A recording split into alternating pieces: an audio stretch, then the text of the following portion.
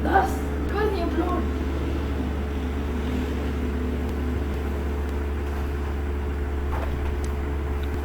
अस्सलाम वालेकुम friends, I hope all of you are well. चलो जी, हम कंटिन्यू करते हैं पिछली वीडियो वाला जो डोमेन ऑफ वायरसेस हम स्टडी कर रहे थे, हम उससे कंटिन्यू करेंगे। हम क्या स्टडी करें, हमारी बुक का नाम क्या है, ये हर वीडियो में बताती हूँ, इसमें बता देती हूँ। हमारी बुक का नाम है ZOO 103 प्रिंसिपल्स ऑफ सिस्टमेटिक्स।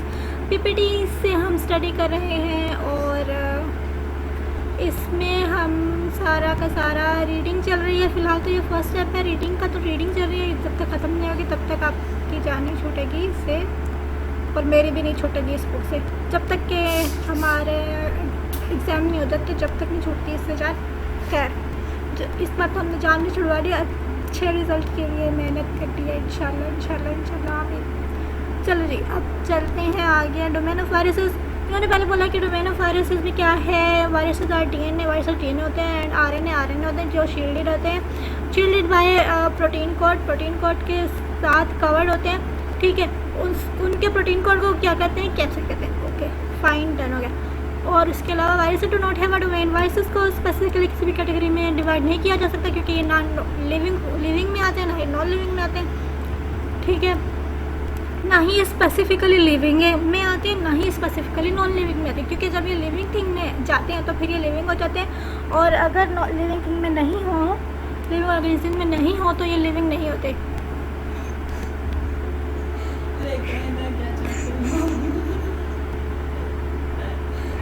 तो ये होते हैं नॉन लिविंग। सही है। अच्छा, यहाँ पर जो है ना डिफरेंस इन्होंने सिर्फ यूबैक्टीरिया का और आर्की का दिया हुआ है। आर्की, चलो इन दोनों का ही पढ़ लेते हैं, हम पढ़ते हैं फिर। यूबैक्टीरिया इज प्रोकैरियोटिक, और यूबैक्टीरिया प्रोकैरियोटिक, इस डोमेन के अंदर प्रोकैरियोटिक और एनिमल्स आते हैं, और आर्की में आते हैं, आर्की में प्रोकैरियोटिक एनिमल्स आते हैं।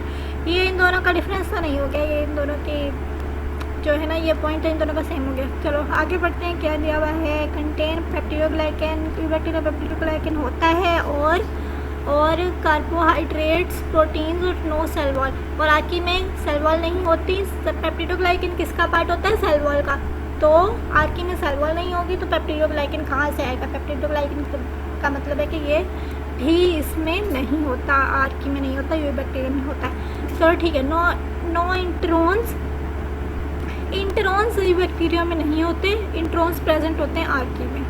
ठीक है, ये डोमेन की बात चल रही है। डोमेन में बहुत सारे एनिमल्स आ सकते हैं और बहुत सारी नीचे क्लासिफिकेशन और भी आ सकती है। ठीक हो गया। अब no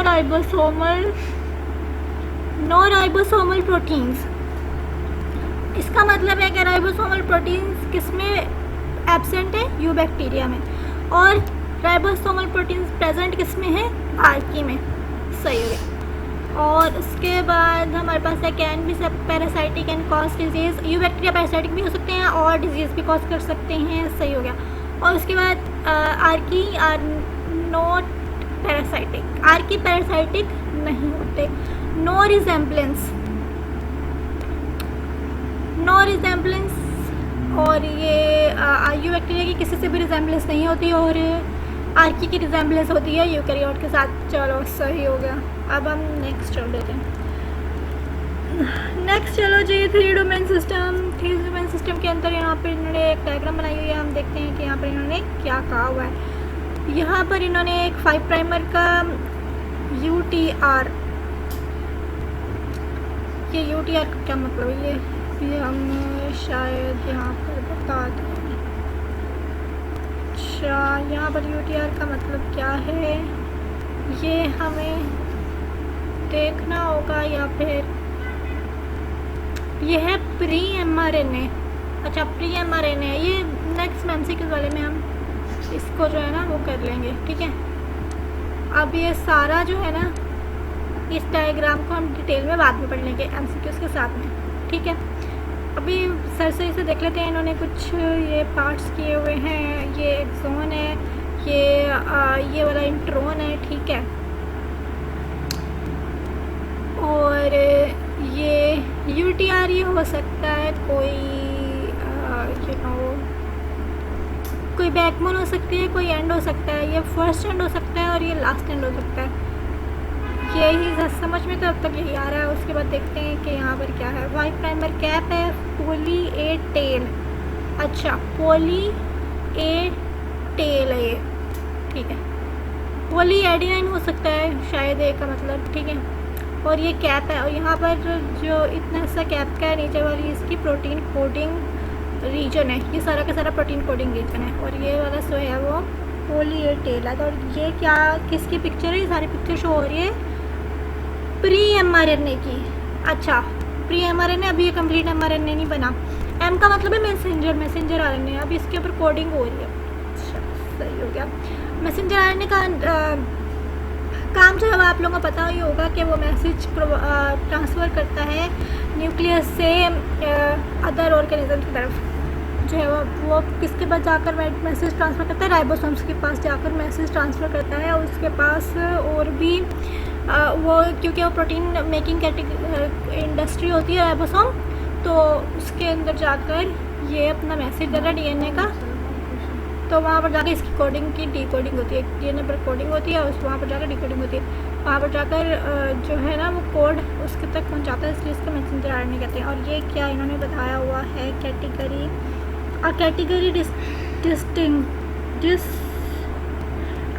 category designates a rank or level in hierarchic classification. Category is an abstract term that simply represents rank or level in classification. A category can contain one or more taxa. Category of human is class.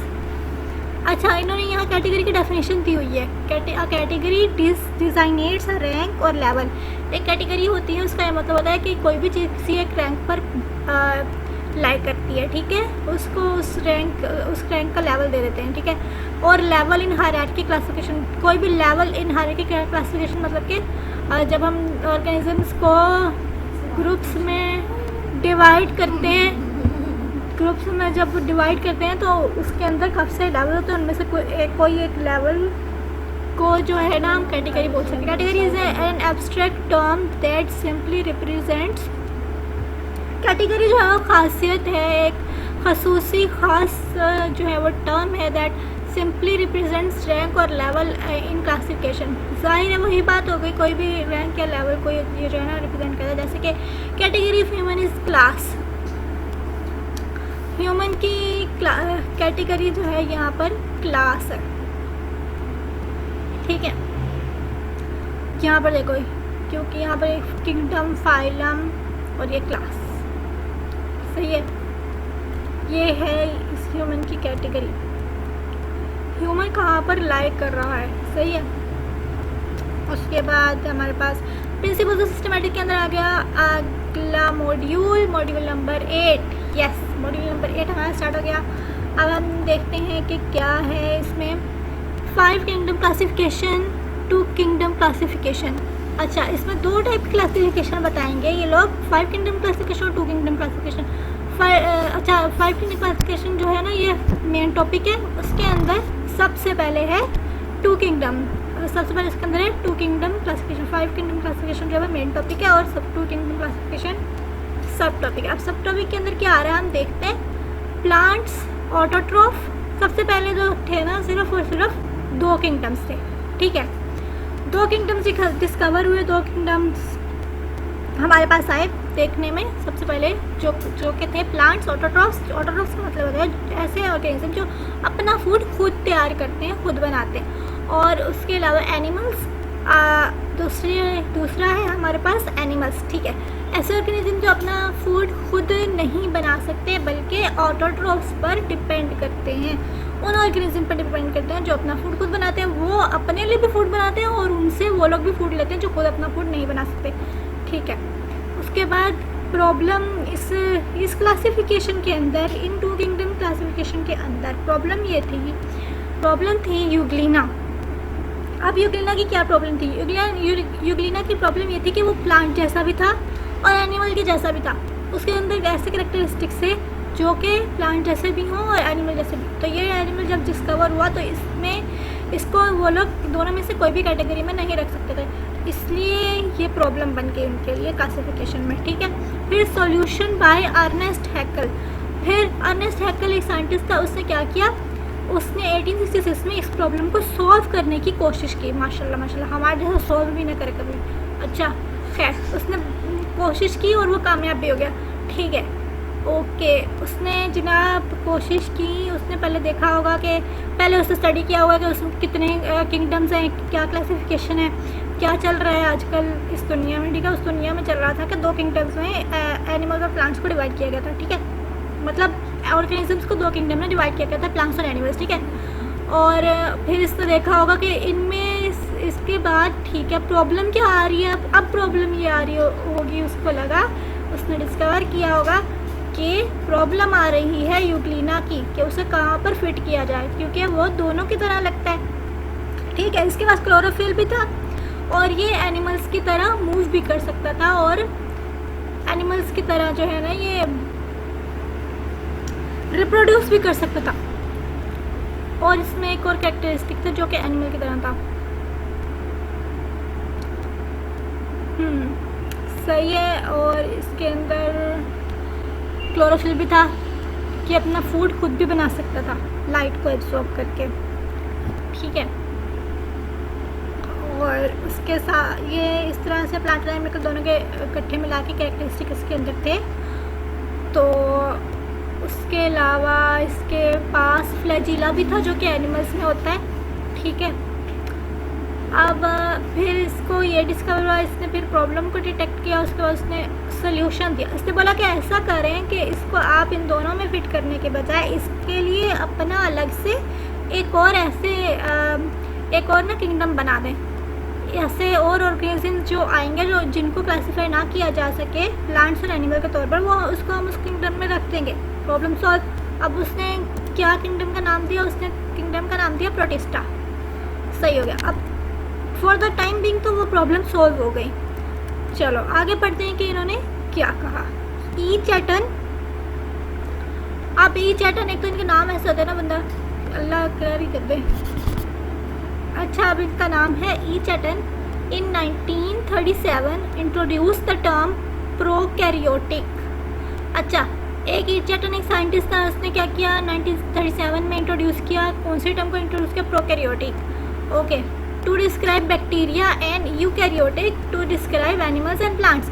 अब सबसे पहले हमारे पास सिर्फ 2 terms थी, animals and plants. अब इसने क्या किया, स्पेसिफिकली प्रोकैरियोटिक जो है वो ना टर्म किसके लिए उसने डिस्क्राइब कर दी, बैक्टीरिया के लिए, और यूकैरियोटिक किसके लिए डिस्क्राइब कर दी, किसके लिए इसने डिस्कवर की, डिस्क्राइब करने के लिए एनिमल्स को, एनिमल्स के लिए स्पेसिफिक। ठीक है, और ये बैक्टीरिया का स्पेसिफिक, प्रोकैरियोटिक एंड एनिमल का स्पेसिफिक, यूकैरियोटिक। सही हो गया।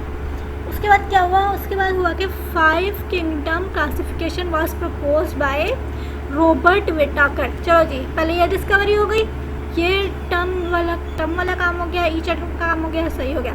उसके बाद फिर 5 किंगडम क्लासिफिकेशन आ गई जो कि किसने प्रपोज की, रॉबर्ट विटाकर ने।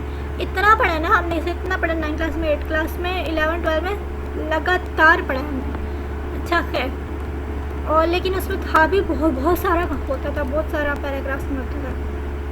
अच्छा, बहुत डिटेल होती है इसमें, बस पॉइंट्स हैं। आई थिंक किसी को तो रिमेंबर हो गया होगा, किसी को तो याद आ गया होगा।